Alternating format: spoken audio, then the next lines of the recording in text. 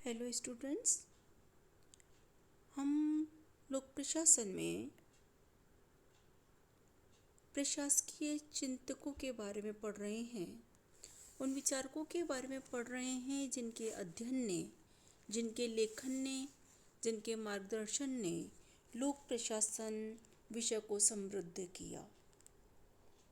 आज हम रेंसस लिकर्ट के बारे में बात करेंगे। माणिक्यलाल वरवा राजकीय महाविद्यालय भीलवाड़ा से मैं डॉक्टर देवकांता शर्मा, एसोसिएट प्रोफेसर लोक प्रशासन, आज रेंसस लिकर्ट के जिंदगी के बारे में आपसे बात कर रही हूँ। जैसा कि हम हमेशा इस विषय पे चर्चा करते हैं कि किसी भी विद्वान के विचारों को समझने से पहले उसके बारे में एक संक्षिप्त परिचय हमारे पास होना चाहिए। जब हम उसके अध्ययन के बारे में, उसके चिंतन दिशा के बारे में एक सामान्य परिचय प्राप्त कर लेते हैं तो लोक प्रशासन में उसने किस प्रकार योगदान दिया या उसके विचारों से प्रबंध किस प्रकार उन्नत हुआ, यह समझना आसान हो जाता है। रेंसस लिकर्ट के बारे में हम समझे तो एक सामान्य बात जो आपको हर जगह लिखी हुई मिल जाएगी कि रेंसस लिकर्ट का जन्म अमेरिका में हुआ 5 अगस्त 1903 को। अमेरिका का एक प्रांत है व्योमिंग, और व्योमिंग की राजधानी चेयेने, यहाँ रेंसस लिकर्ट का जन्म हुआ। रेंसस लिकर्ट ने अपनी शिक्षा मिशिगन विश्वविद्यालय से प्राप्त की और कोलंबिया विश्वविद्यालय में इन्होंने उच्च अध्ययन किया। यद्यपि रेंसस लिकर्ट ने जब ग्रेजुएशन किया तो अर्थशास्त्र और समाजशास्त्र इनके मुख्य विषय थे, लेकिन कोलंबिया विश्वविद्यालय में जहाँ उच्च अध्ययन किया वहाँ इनकी रुचि मनोविज्ञान में हुई और उच्च शिक्षा मनोविज्ञान में प्राप्त की। 1932 में मनोविज्ञान में इन्होंने पीएचडी की उपाधि प्राप्त की और पीएचडी का विषय था a technique for the measurement of attitudes. Rensis Likert का ये कार्य मेजरमेंट ऑफ एटीट्यूड्स बहुत चर्चित रहा और ये कार्य पुस्तक रूप में, इनका शोध कार्य पुस्तक के रूप में प्रकाशित हुआ और विश्व भर में सराहा गया। जो शोध कार्य रेंसस लिकर्ट ने किया था, इससे अभिवृद्धि मापने के लिए एक लिकर्ट स्केल दिया गया, एक स्केल दिया गया जो बाद में लिकर्ट स्केल के नाम से प्रसिद्ध हुआ। ये प्रबंध के क्षेत्र में एक बहुत बड़ा योगदान माना गया। रेंसस लिकर्ट अपने शोध कार्यों के लिए जाने जाते हैं। किताबों में आप पढ़ेंगे तो बहुत विस्तार से इनके शोध कार्यों के बारे में और इनके व्यक्तिगत जीवन के बारे में लिखा हुआ मिलेगा।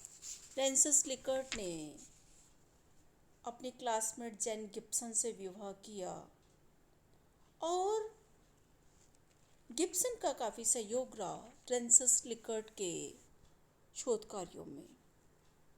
1946 में मिशिगन विश्वविद्यालय में एक अनुसंधान केंद्र स्थापित हुआ। लिकर्ट उसके डायरेक्टर रहे और इस अनुसंधान केंद्र में समाज विज्ञान से संबंधित काफ़ी महत्वपूर्ण अनुसंधान हुए। लिकर्ट ने इस केंद्र पर बहुत से ऐसे व्यक्तियों को नियुक्त किया जिनकी अनुसंधान में रुचि थी और लिकर्ट के प्रयासों से मिशिगन विश्वविद्यालय का यह अनुसंधान केंद्र काफ़ी प्रसिद्ध रहा। लिकर्ट का जो सामाजिक अनुसंधान केंद्र था, इसमें जो अध्ययन किए गए उसे मिशिगन अध्ययन कहा जाता है। इन अध्ययनों में नेतृत्व आधारित समस्याओं पर फोकस किया गया और जो नेतृत्व आधारित समस्याओं के समाधान पर जो अनुभव थे उनको अध्ययनों में शामिल किया गया। ये अध्ययन ऐसे थे जो इस बात को फोकस करते थे कि उत्पादन कैसे बढ़े, कर्मचारियों की क्या समस्याएं हैं, नेतृत्व किस प्रकार का होना चाहिए, और इन सब बातों को ध्यान में रखते हुए, इनको अध्ययन करते हुए, इनका उद्देश्य रखते हुए 1961 में 1961 में लिकर्ट ने नेतृत्व या प्रबंध की 4 व्यवस्थाएं दी। हम इस बारे में बात इसलिए भी कर रहे हैं कि ये हमारा सिलेबस का मुख्य बिंदु है। लिकर्ट की वो 4 शैलियाँ या 4 व्यवस्थाएं, 4 सिस्टम, आप कुछ भी कह लीजिए, जिनका अध्ययन आगे हमें करना है।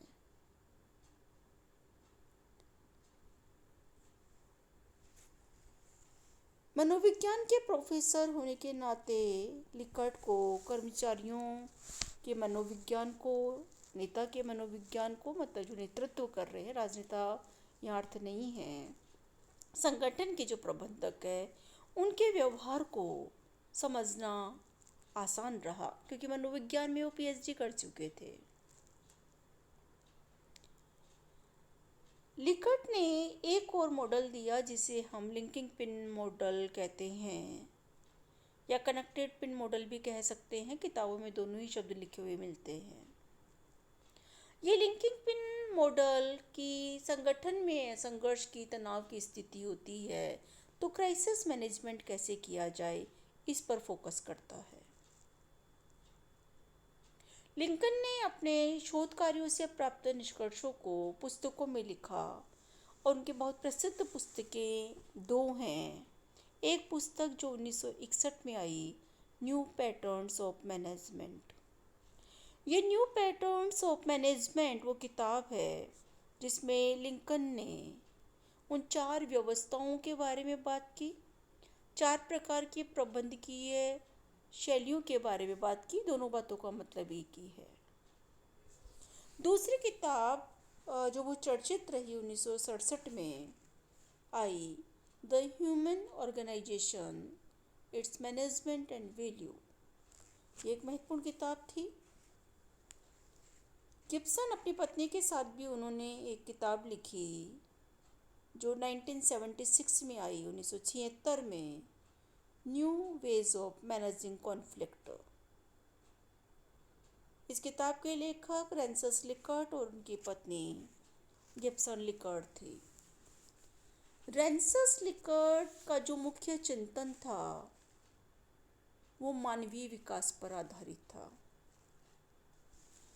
ऐसा कहा जाता है रैंसस लिकर्ट के बारे में बात करते हुए कि रैंसस लिकर्ट संगठनात्मक अनुसंधान के पिकासो थे। पाब्लो पिकासो का नाम आप लोगों ने सुना होगा। स्पेन के विश्व प्रसिद्ध चित्रकार हुए हैं और पिकासो से तुलना करके लिकर्ट के बारे में कहा जाता है कि लिकर्ट ने संगठनात्मक अनुसंधानों में जो योगदान दिया वो वैसा ही था जैसा चित्रकला में पिकासो का योगदान था। रैंसस लिकर्ट ने अभिप्रेरणा, नेतृत्व, मनोबल पर काम किया और उनका ये कहना था कि अभिप्रेरणा प्रबंध का हृदय है। अगर कर्मचारी अभिप्रेरित है तो संगठन सफल होगा। इसलिए रैंसस लिकर्ट के विचारों में अभिप्रेरणा, मनोबल, नेतृत्व, सहभागिता शामिल है और इन तत्वों को शामिल कर वो उच्च उत्पादन की बात करते हैं कि उत्पादन बढ़ना चाहिए और उत्पादन बढ़ने के साथ ही कार्य से संतुष्टि भी प्राप्त होनी चाहिए। प्रबंध के क्षेत्र में महत्वपूर्ण योगदान देने वाले रैंसस लिकर्ट 3 सितंबर 1981 को इस दुनिया से विदा हो गए। ये रैंसस लिकर्ट का सामान्य परिचय था और इस परिचय के माध्यम से हम ये समझ पाएंगे कि जब लिकर्ट का अध्ययन क्षेत्र मनोविज्ञान था, लिकर्ट ने अभिप्रेरणा पर फोकस किया, उच्च उत्पादन पर फोकस किया, कार्य की संतुष्टि पर फोकस किया। तो जब हम लिकर्ट के विचारों को पढ़ेंगे तो एक बात हमारे ध्यान में रहेगी कि लिकर्ट का क्योंकि रुझान इस तरफ था, अतः लिकर्ट के विचारों में ये सब बातें समाहित होगी, समावेशित होगी। जैसे हमने कहा कि 1961 में फ्रांसिस लिकर्ट की किताब I knew patterns of management, और ये new patterns of management Michigan अध्ययनों पर आधारित है। और ये मिशिगन अध्ययन में अभिप्रेरणा नेतृत्व पर बात की गई, अध्ययन किया गया, सामाजिक अनुसंधान था ये। इन अध्ययनों के बाद जो निष्कर्ष निकला, उस निष्कर्ष में लिकर्ट ने प्रबंध की व्यवस्थाएं बताई। मैनेजमेंट सिस्टम्स कह लीजिए, स्टाइल कह लीजिए, किताबों में प्रबंध की व्यवस्थाएं शब्द भी लिखा हुआ मिलेगा आपको, और प्रबंध की शैली ये शब्द भी लिखा हुआ मिल सकता है। फ्रांसिस लिकर्ट ने 4 प्रकार की व्यवस्थाओं के बारे में कहा। सिस्टम ऑफ मैनेजमेंट, प्रबंध के 4 प्रकार हैं। ये 4 प्रकार हैं शोषणकारी, जो आप ऊपर देख रहे हैं। उसके बाद एक प्रकार है जो आप अपने दाईं तरफ देख रहे हैं, परोपकारी व्यवस्था है। पहले ऊपर जो आप ब्लू कलर में देख रहे हैं ये है शोषणकारी प्राधिकारी व्यवस्था। अब ग्रीन कलर में आपने जो राइट हैंड पे देख रही हैं ये परोपकारी व्यवस्था है। नीचे की तरफ लाइट ग्रीन कलर में जो आप देख रही हैं ये परामर्शकारी व्यवस्था है। और अपने लेफ्ट में जो आप ऑरेंज कलर में देख रहे हैं ये सहभागी व्यवस्था है, जिसे लोकतांत्रिक व्यवस्था भी कह सकते हैं।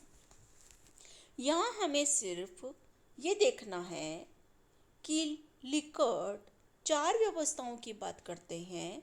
अपने सामाजिक अनुसंधान में उन्होंने इन 4 व्यवस्थाओं में अपने विचारों को वर्गीकृत किया कि किस व्यवस्था में किस प्रकार का नेतृत्व होता है।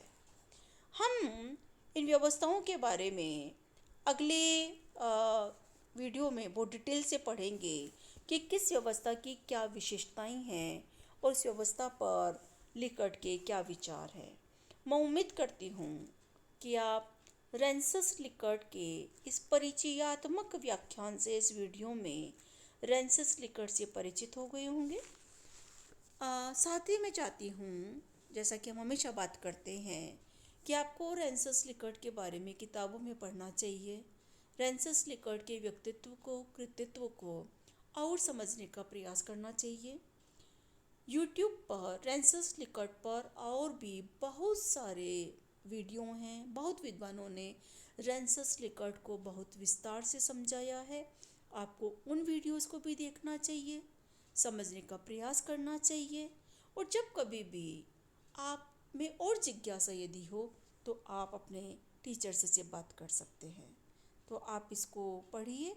अगले वीडियो के साथ हम आगे मिलेंगे।